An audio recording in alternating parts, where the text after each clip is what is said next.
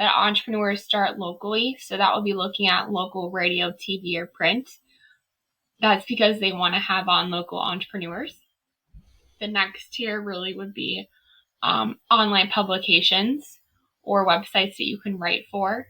That could be looking at websites such as Medium. There's so many third-party websites that you can write for. And then from there, it would be podcasts. There are so many podcasts. There are Facebook groups with podcasts that you can join. There's tools you can use to build relationships with podcast hosts. But for the digital entrepreneur, podcasts really do perform from a community building perspective and a sales perspective.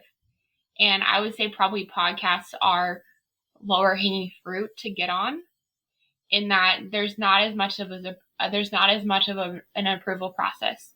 Meaning when you pitch a podcast, you're working with a producer, and their content for the most part is evergreen and it's about your story. Where when you're pitching the news, it has to fit into the editorial framework or what's going on, or it needs to have media relevancy. So it really is based on timing, right? It's Women's History Month. It's Small Business Week. It's National Social Media Day. Let's have you on to talk about how to scale your business with social media. But podcasts are great. It's a great place to start.